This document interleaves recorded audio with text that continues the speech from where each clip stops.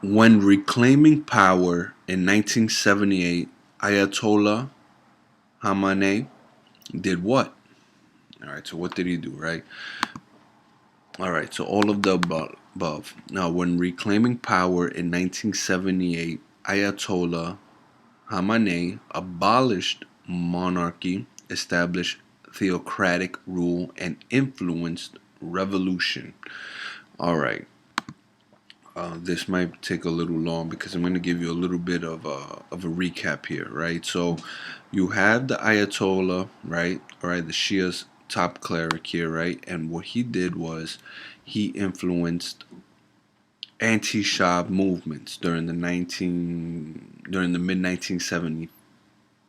All right, mid 1970s, we'll say around mid 1977. All right, so he begins these anti-Shah messages to circulate throughout Iran. All right. Eventually, right, the Shah, which is the king, right, and gets intel that the Ayatollah Khamenei is influence influencing its citizens, right, to go against the king, right. So Ayatollah Khamenei is thrown out, okay, of the country. All right, he hides out in Paris for about a year, right? And in 1978, he comes back. All right. Now, the main reason why he came back was because Iran was destroying itself through mass protests, right? So the Ayatollah, hopefully, he understood what he did, right?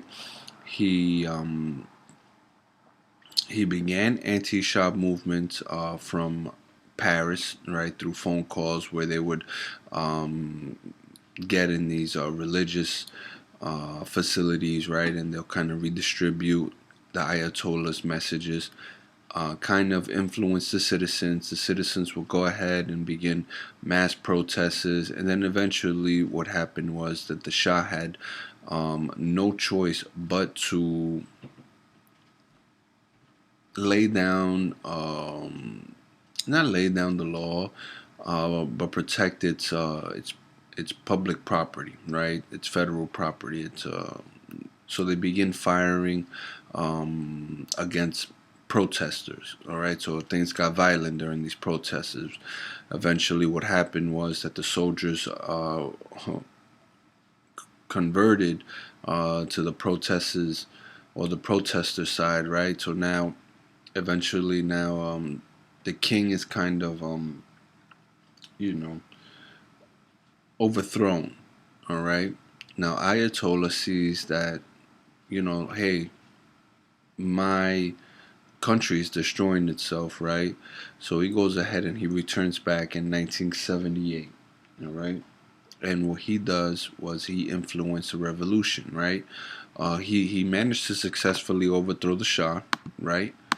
Okay, all right. He establishes theocratic rule, all right, and he influenced a revolution, right. So if you were pro Shah, right, you would honestly get thrown out. You would have got rid of, all right. You would have got thrown out of the country, and your Shah, and your pro Shah beliefs, all right. And this kind of led into, you know, into more um, bloodshed, all right, more killing, more human rights violations, all right. So we even have individuals, right, Iranians that say, hey, look, listen, revolution does not solve any problems. It just leads into more hatred and far bloodier hatred because we're going against our own people at this point, right? So that's kind of why the Ayatollah came back, all right, to establish theocratic rule, influence a revolution, and abolish monarchy, right? So when reclaiming power in 1978, Ayatollah Khamenei abolished monarchy, established theocratic rule, and influenced revolution.